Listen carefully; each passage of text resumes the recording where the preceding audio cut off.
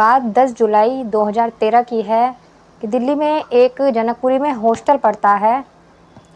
Hostel में काफ़ी सारी लड़कियां हैं जो वहाँ रहकर कॉलेज में पढ़ाई करती हैं। कम से कम 250-300 लड़कियां होंगी।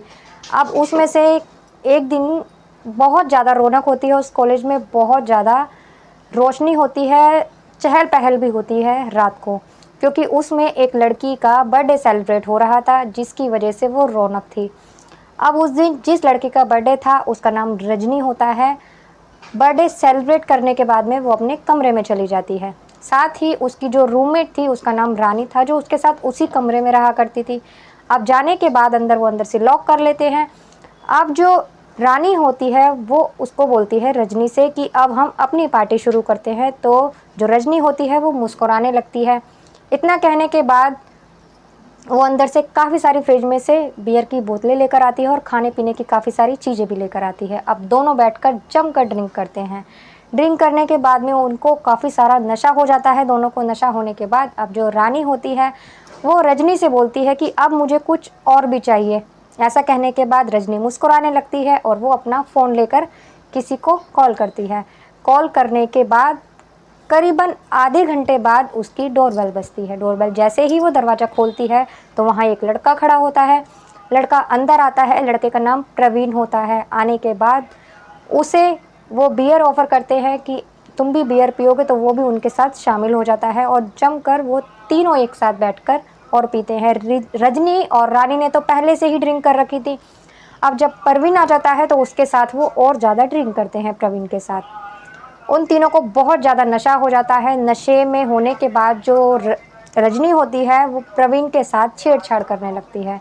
छेड़छाड़ करने के दौरान पहले तो वो विरोध करता है, लेकिन फिर उसके साथ वो भी मस्त हो जाता है और वो उन दोनों के साथ फिर वो भी हरकतें करने लगता है और दोनों के साथ बारी बारी कर कर वो संबंध बनाने लगता है।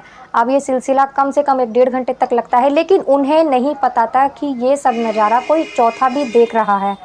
लेकिन उन्हें इस बात की बिल्कुल भी खबर नहीं थी और ऐसा करने के बाद वो रात को सो जाते हैं। सोने के बाद सुबह आँख खुलती है तो वो प्रवीण को वहाँ से भेज देती है।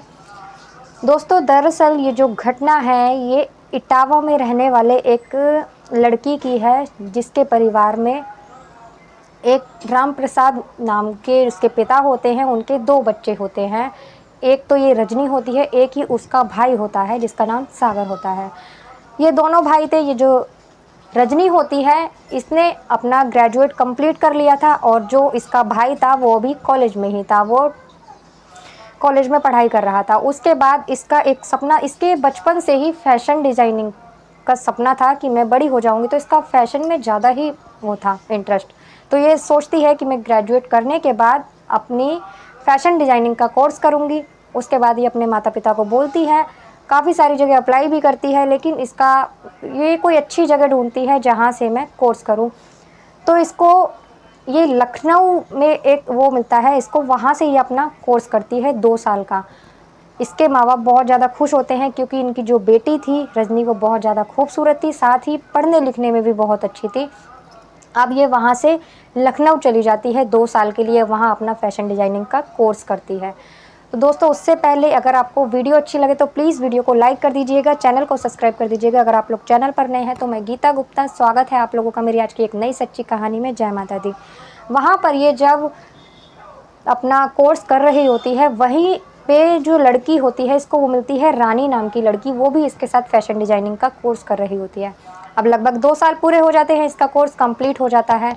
कंप्लीट होने के बाद में ये अपने घर जाती है। घर जाने के बाद में अब ये पहले ही सोच लेती है कि मैं किसी कंपनी में इसी का ही काम करूँगी। काफ़ी जगह ये अप्लाई भी कर देती है। तो एक बार इसको गुड़गांव की एक मल्टीनेशनल कंपनी से फ़ोन आता है कि वहाँ इसकी जॉब सेलेक्ट हो गई है, वहाँ इसको जॉब मिल जाती है। काफ़ी ही अच्छी की मतलब रकम में, इसकी अच्छी सैलरी पर इसको जॉब मिल जाती है। साथ ही जो रानी होती है वो भी वहीं के लिए जॉब करने लगती है उसी के साथ, रजनी के साथ। अब दोनों पहले तो वो अपने घर जाती है, वहाँ से घर 1-2 महीने रहती है, लेकिन फिर उसके माँ बाप बहुत ज़्यादा खुश होते हैं और उसको फिर वो वहाँ से उसी रानी के साथ अब गुड़गांव में जॉब करने लगती है मल्टीनेशनल कंपनी में, यही फैशन डिज़ाइनिंग में। वहाँ उसे अच्छी खासी सैलरी मिलती थी और उसके बाद वहीं पर एक किराए का कमरा लेकर दोनों रहने लगते हैं। कुछ दिन रहते हैं वहाँ, लेकिन इनको गुड़गांव में अच्छा नहीं लगता। तो जो रानी होती है वो रजनी से कहती है यहाँ कुछ रहने में मज़ा नहीं आ रहा, जॉब हमारी यहाँ पे है, अच्छी खासी सैलरी है हमारी, क्यों ना हम दिल्ली में जाके रहें।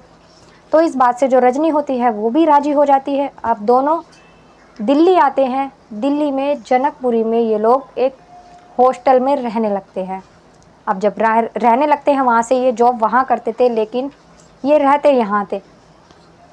रहने के बाद अब एक दिन ये सोचते हैं कि चलो दिल्ली घूमते हैं, रात को इन्हें लगता है, तो ये दिल्ली घूमने के लिए हॉस्टल से रात को निकलते हैं। निकलने के बाद में ऑटो का वेट कर रहे होते हैं। ऑटो तो नहीं आता, एक रिक्शे वाला आता है, बैटरी रिक्शा, जो कि इनके आगे आकर रुक जाता है। अब ये उसको बोलते हैं कि हमें यहाँ से इंडिया गेट जाना है, हमें इंडिया गेट घुमाओ। तो वो कहता है कि चलिए। वो दोनों उसमें बैठ जाती हैं और इंडिया गेट घूमने जाती हैं। अब घूमने के बाद ये वापस रिक्शे में आकर बैठ जाती हैं और रास्ते में जब चल रही होती हैं तो आपस में दोनों एक दूसरे के कान में कोई बात करती हैं और फिर दोनों हंसने लगती हैं। साथ ही ये उस रिक्शे वाले को बोलती हैं कि आप बहुत अच्छे हो। साथ ही उससे नाम भी पूछती है, वो अपना नाम भी बता देता है और बोलता है कि मैं सुबह तो जॉब करता हूँ और पढ़ाई भी करता हूँ अपनी, और ये क्या नाम है, शाम को ये बैटरी वाला रिक्शा चलाता हूँ अपनी खर्चे ज़रूरतें पूरी करने के लिए। दोनों में ऐसी बातचीत हो जाती है। साथ ही जब वो अंदर जाने लगते हैं, अपने उसको उनको घर छोड़ता है, हॉस्टल में छोड़ता है, तो उन्हें वो दोनों उससे उसका नंबर ले लेती हैं। साथ ही बोलती हैं कि हमें जब भी तुम्हारी ज़रूरत पड़ेगी तो हम तुम्हें कॉल कर देंगे। वो भी कहता है ठीक है।